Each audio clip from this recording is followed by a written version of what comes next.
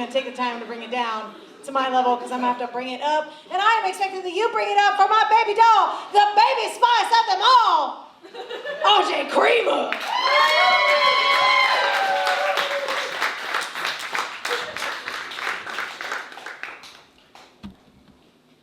For those of you who didn't catch that, yes, I am the baby spice of the group.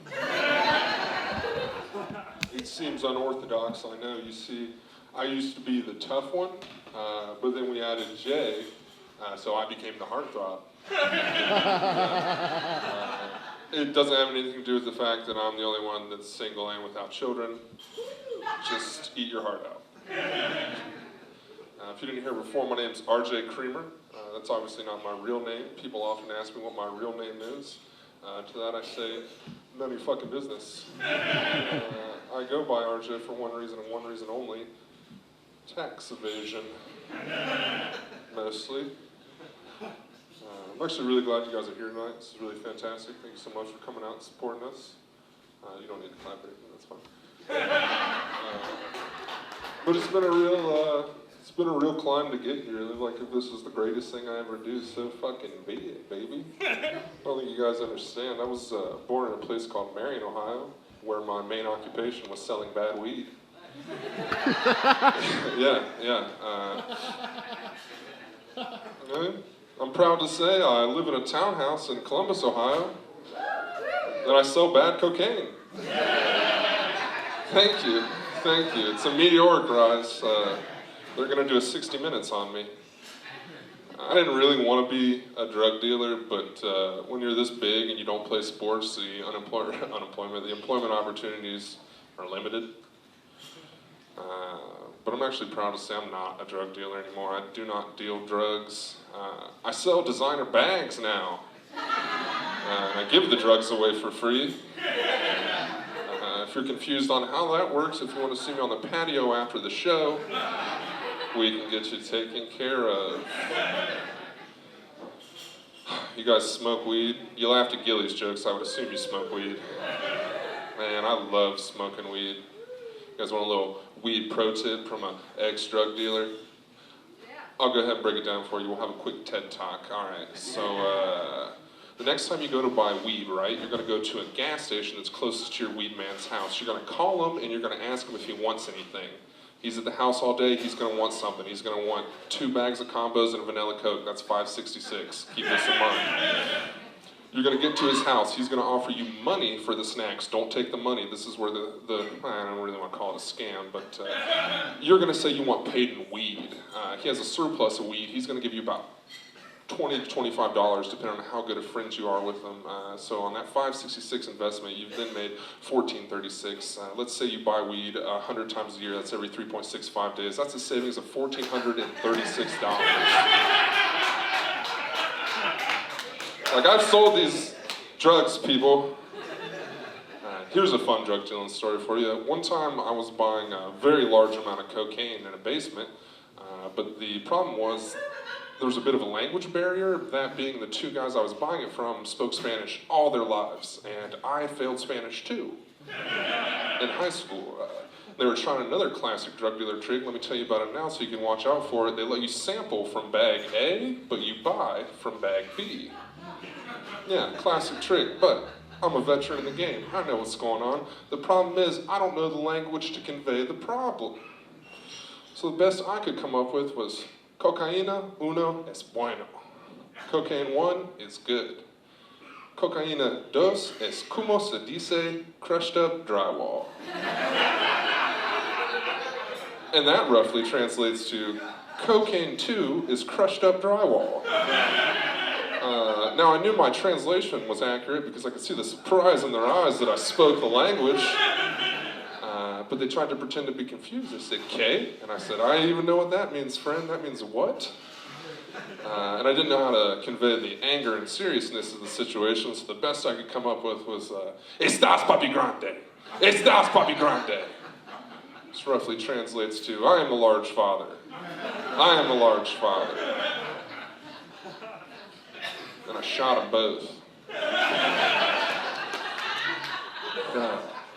I actually have no idea how to end that joke, and sometimes I just throw that out there, and sometimes it works. That's how it is. moving right along. It's about goals. I guess you could say I'm a goal-oriented person. You guys have any goals?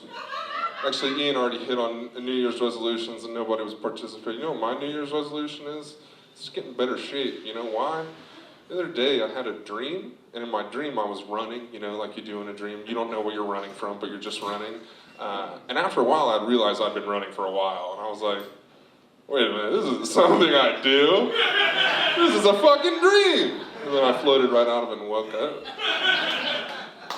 You ever see those people posting things about goals on Facebook and they're just totally unattainable by the person who posted them? You guys know what I'm talking about. The other day on Facebook, I saw what I encapsulated in my goals. I had a friend who passed away, unfortunately, which is fine. He'd love this joke. But that was like 3 years ago, and recently on his birthday, on his Facebook wall, it was a mix of, I'm so sad, it's unfortunate you passed away, I miss you a whole lot. And the other half was, hey buddy, come on by the house and have a beer, haven't seen you in forever. He's been dead for 3 years. And it's still 50-50 on whether or not he's alive, like some kind of D.B. Cooper. That's goals. That's where I'm at. Here's a real beautiful joke for you. I was raised by my grandparents. Yeah, that's cool. They're really nice people. My grandma's a really nice person. My grandpa, he's a bit of a bastard, if you will, to put it kindly. My grandma would always say real nice things, real grandma things, like, never let your praying knees get lazy. And my grandpa would be like, keep your tequila and your cough syrup at a 50-50 mix, or you wake up in a Tijuana hot house. It was real baffling at the time. I was like 12, so at 20 it started to make a little sense.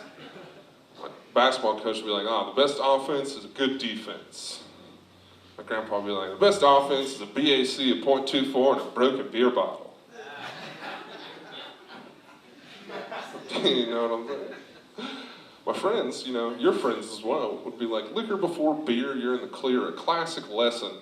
My grandpa's classic lesson was crystal meth before liquor and the neighbor's cat never stood a chance. These are what we in the comedy business call lies. All made up. This next part, totally true. So like I said, my grandpa, bit of a bastard.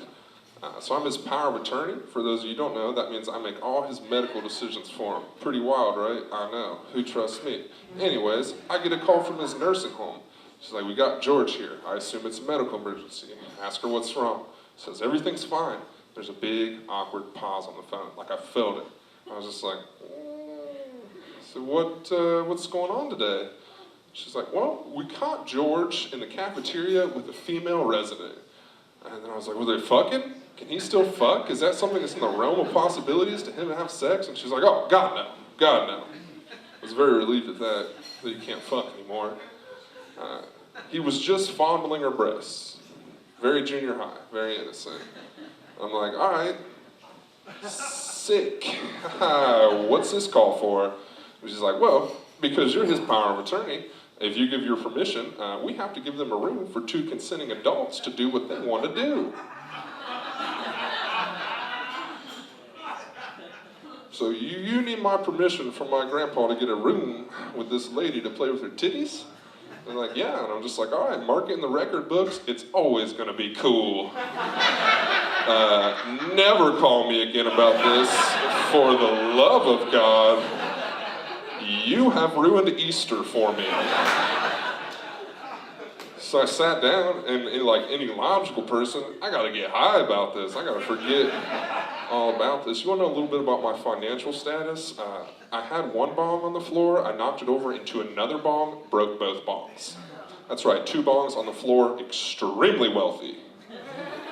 But I'm pretty high at this point, so I'm just like, all right, I got 3/4 of a bong, the mouthpiece, 3/4 of a bong, the weed part. That's 6/4 of a machine. That's 125% power improvement.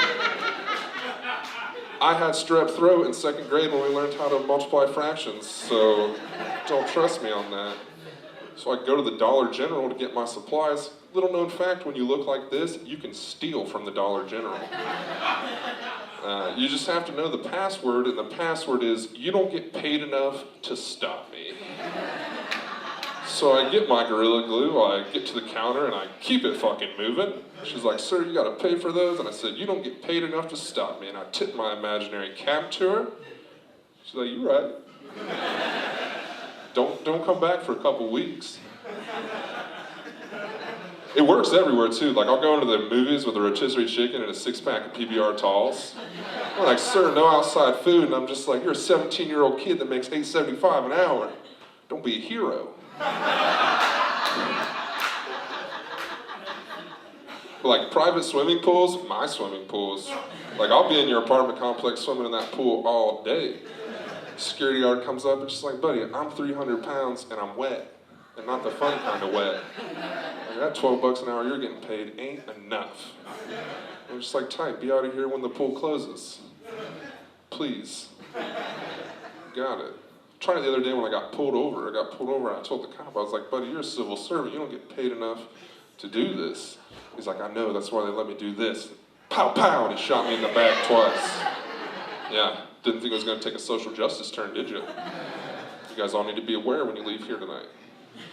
Anyways, so I've got my glue. I've got my 3/4 and 3/4 of a bomb. We're making the Frankenstein bomb. I don't know if you guys know this, but my parents always told me I was lazy and good for nothing. But they don't know I can hit a bong way better than all my friends. I'm like the Larry Bird at hitting bongs. I try to get up 500 bong hits every day. I don't make it, but I try my best.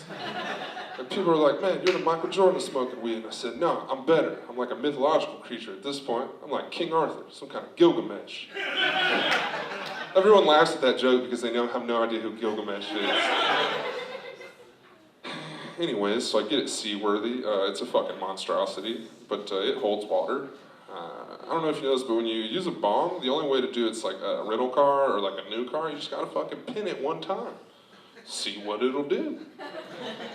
So I pin it fucking, I take a hit so big it probably touches the wall back there. It's crazy. And then I woke up like 10 minutes later and I was flat on my back. I'm just like, wow.